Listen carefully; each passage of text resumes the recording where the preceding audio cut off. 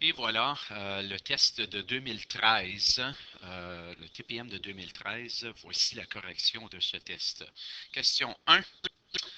Mario mélange du jus d'orange et du jus d'ananas dans un rapport de 1 par rapport à 3 pour faire du punch aux fruits. Quelle quantité de jus d'ananas doit-il utiliser pour faire 3 litres de punch? Alors, à chaque fois qu'on voit un rapport comme ceci, c'est une bonne idée de les additionner. Alors, on sait qu'il y a 4 parts en tout. Alors, tandis que c'est 3 litres de jus de punch qu'on va faire, on va le diviser par 4, qui est mon montant de part, qui va me donner 0,75. Qui veut dire que pour faire la part d'orange, ou une part d'orange, ça va être 0,75. Puis les 3 parts de jus d'ananas, ça va être 3 fois 0,75, qui va me donner 2,25. En d'autres mots, C est la bonne réponse. Quelle est l'expression simplifiée de ce qu'on voit ici? Bien, c'est 10 exposant 100 plus 99 divisé par 10 exposant 66 fois 3 à cause de la loi des exposants. Alors, ça va me donner 10 exposant 199 sur 10 exposant 198.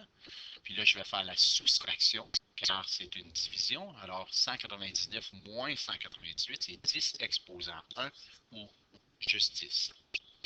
Question 3, quelle est la forme simplifiée? Alors, moins 3 fois 5, c'est moins 15. A au carré fois A exposant 4, c'est A exposant 6.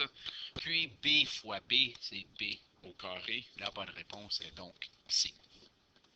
Quelle est la forme simplifiée de l'expression 2x fois, l'expression suivante, 2x fois 2x, c'est 4x au carré. 2x fois moins 3, c'est moins 6x. Moins 3x fois x, c'est moins 3x au carré. Et plus 6x, on regroupe les termes semblables.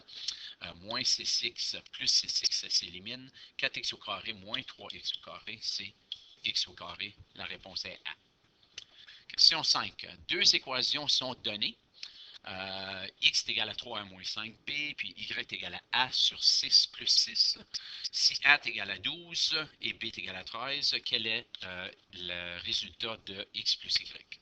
Alors, pour la première, c'est X est égal à 3, parenthèse 12, moins 5, parenthèse 3, qui est égal à 36 moins 15, donc X est égal à 21.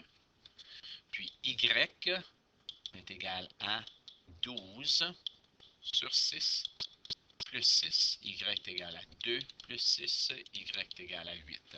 Alors, X plus Y, c'est 21 plus 8, qui est 29. Un cylindre de 40 cm de diamètre a une capacité de 64 litres. Quelle est la hauteur de ce cylindre? Et on a besoin de l'équation du volume, qui est pi r au carré fois h. Le volume nous a été donné, c'est 64 000, car 64 litres, c'est 64 000 millilitres. Puis la raison que je le mets en millilitres, c'est à cause que on demande en centimètres. Donc ceci, c'est des centimètres cubes au lieu d'avoir des mètres cubes. Oups, je vais effacer ceci pour me donner de la place. Et voilà. Oups. OK. Alors, 64 000 est égal à pi fois le rayon. Si le diamètre est 40, le rayon va être 20 au carré fois h. 64 000 est égal à pi fois 400 fois h. Je vais diviser par pi fois 400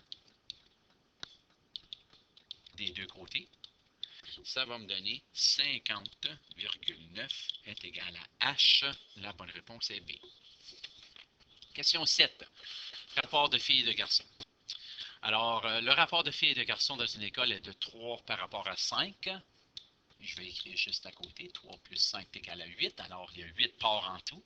L'école compte 512 élèves. 75% des filles, puis 11/16e des garçons participent aux activités parascolaires. Détermine le nombre total qui participe aux activités. Alors, la première façon de le faire, je l'ai écrit déjà, 3 plus 5 est égal à 8. Alors, il y a 8 parts en tout. 512 divisé par 8, c'est 64. Alors, une part, c'est 64. Mais si le rapport des filles aux garçons, je peux écrire F par rapport à G, mais les filles, ça va être 64 fois 3 est égal à 192 filles. Puis 64 fois 5 qui est égal à 320 garçons. Alors, on a déjà le nombre de participants, participantes. Je peux faire une vérification en passant que 192 plus 320, c'est égal à 512. Alors, j'ai bel et bien les bons termes. Pour le nombre de filles qui participent, ça va être 192 fois, on a dit 75%, donc 75%, c'est égal à 144 filles. Alors, il y a 144 filles dans l'école qui participent aux activités parascolaires. Puis pour les garçons, il y a 320 garçons dans l'école. Puis il y a 11/16e qui participent. Donc, 220 garçons participent aux activités parascolaires. Alors, je pourrais avoir une conclusion que je ne vais pas écrire au long. 144 filles participent aux activités parascolaires. Ainsi que 220 garçons participent aux activités parascolaires. Il y a d'autres façons de le solutionner. À vous de choisir la façon que vous préférez. Je vais juste séparer ici. Je vais dire aussi la méthode 2, puis je ne vais pas la faire au long, mais filles, garçons et total des rapports. Hein, c'est 3 par rapport à 5 par rapport à 8. Garçons et total, qu'est-ce qui m'a été donné de ce côté-ci? On ne connaît pas le nombre de filles, on ne connaît pas le nombre de garçons, mais on le sait qu'en tout, il y a 512 élèves. Alors, si vous vous souvenez, si vous voulez savoir le nombre de filles, bien, ça va être 3 sur x est égal à 8 sur 512. Multiplication croisée, x est égal à 3 fois 512 divisé par 8. X est égal à 192. Alors, on sait que 192 filles. On fait la même chose pour les garçons, puis c'est tout simplement une autre façon de solutionner ce problème. Question 8. Périmètre d'un parc. Alors, la figure ci-dessus représente un parc. On veut savoir c'est quoi le périmètre. Le périmètre, on le sait que c'est le contour de ce parc. On va écrire une expression ou une équation pour déterminer le périmètre. Bien, on le sait que c'est 2 fois 7x plus 5. Alors, 2 fois 7x plus 5 plus 2 fois 4x plus 1. Alors, 2 fois 4x plus 1. Puis, on nous a donné que le périmètre est 166. Alors, voilà l'équation qui va me permettre de trouver la valeur de x. Puis, une fois qu'on a la valeur de x, je vais aller les changer pour trouver les dimensions du parc. Alors, distributivité, 14x plus 10 plus 8x plus 2 est égal à 166. On regroupe les termes semblables, donc 22x plus 12 est égal à 166. 22x est égal à 154 et on divise par 22 des deux côtés pour me donner que x est égal à 7. Alors, si x est égal à 7, pour la largeur, ça va être 4x plus 1, 4 fois 7 plus 1, 28 plus 1 ou 29. Puis pour la longueur, 7x plus 5, 7 fois 7, plus 5 et 54. Alors, je vais faire une vérification. Alors, si ça, c'est la largeur, 29 fois 2 plus 54 fois 2, ça devrait donner 166. 29 fois 2, c'est 58. Puis 54 fois 2, c'est 108. On additionne ces deux-là. Oui, c'est 166. Le membre gauche est égal au membre droit. Vérification terminée. Question 9. L'équation S égale à 0,06V plus 450 représente le salaire de Nathalie. Quelles sont ses ventes? On cherche V si son salaire est 765. Alors, 700... Excusez... 765 est égal à 0,06V plus 450. Je vais soustraire 450 pour l'envoyer de l'autre côté. Donc, 315 est égal à 0,06V. Puis, je vais diviser par 0,06 des deux côtés pour me donner 5250 est égal à V. Alors, elle doit faire 5250 dollars de vente pour gagner un salaire de 765. Question 10. La table de valeur ci-dessous représente le montant restant à payer sur une voiture en fonction du nombre de paiements effectués. Quel est le prix d'achat de la voiture? Alors, ici, on veut savoir, lorsque je suis à 0, quelle est la valeur initiale ou quelle est la valeur de la voiture. Alors, qu'est-ce qui se passe de là à là? C'est moins 5348. Puis de là à là, c'est plus 8. Alors, j'ai fait le taux de variation, c'est 5348 divisé par 8, qui est un taux de variation de moins 668,5. Ça, c'est mon taux de variation ou c'est ma tente. Alors, je vais multiplier x 12. OK? Alors, 668,5 fois 12, ça me donne moins 8022. Donc, qu'est-ce que je dois faire pour me rendre ici? Bien, ça va être 32 088 plus 8022, qui est égal à 40 110, qui est la valeur de la voiture initiale. Question 11. Quelle représentation ci-dessus n'est pas celle d'une fonction affine? Alors, on veut voir qu'est-ce qui est fonction affine. De là à là, c'est 800. De là à là, c'est 10. Plus 800 plus 10, c'est une fonction affine. Ici, plus 3000 plus 10. Oups, plus 10. Puis plus 5000. Et encore plus 10, les premières différentes ne sont pas constantes. Ce n'est pas une fonction affine. Question 12.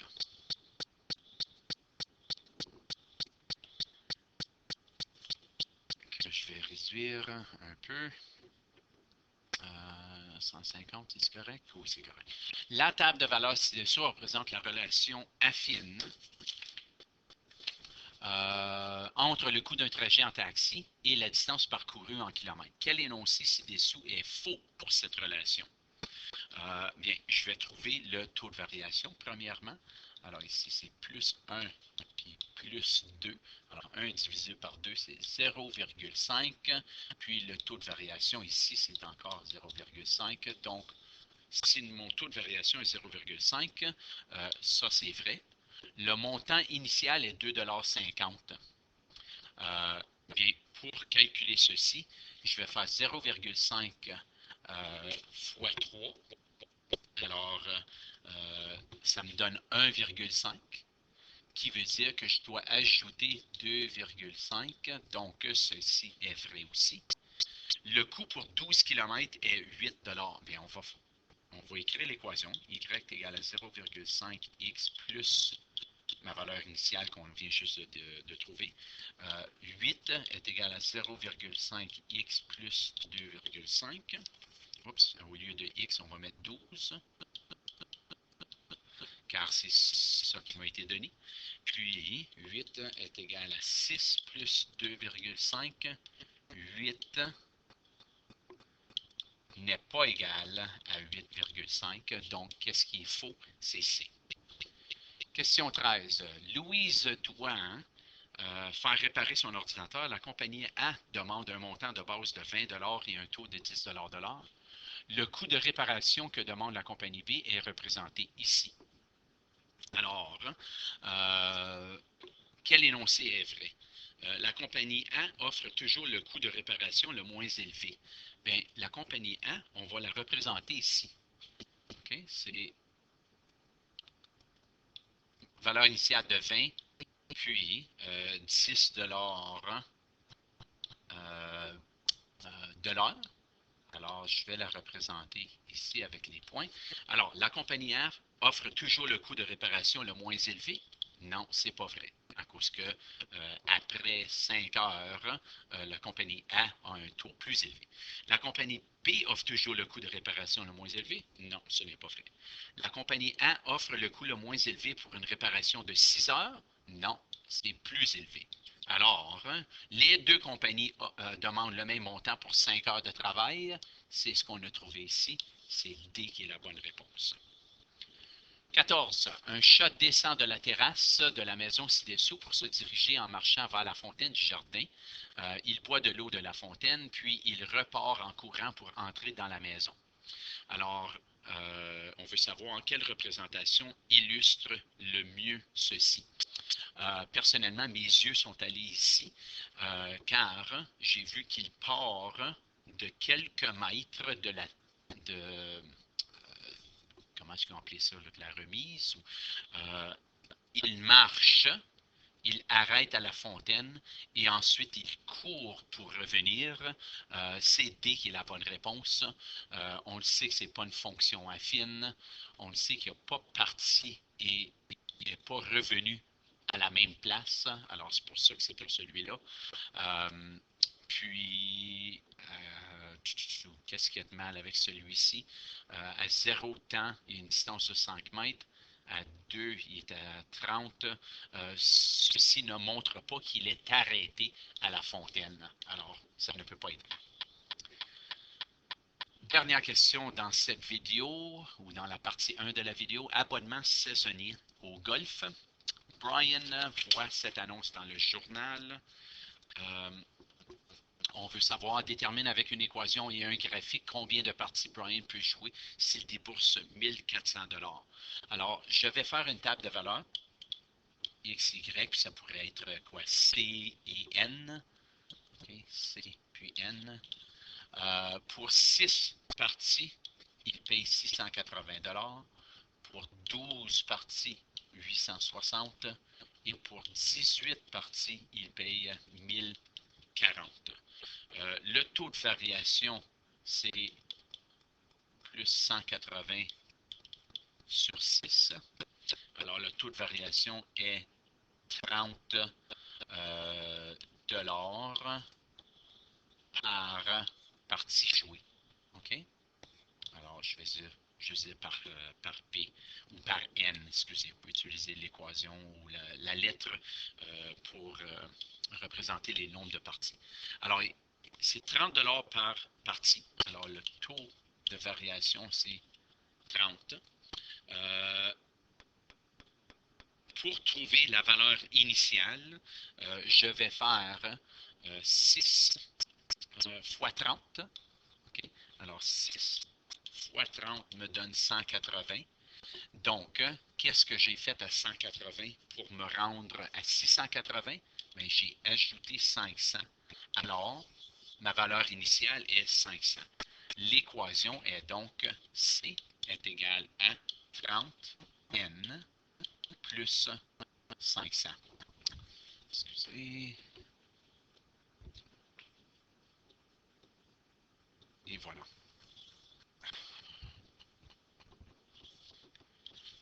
OK, 30N plus 500, c'est mon équation.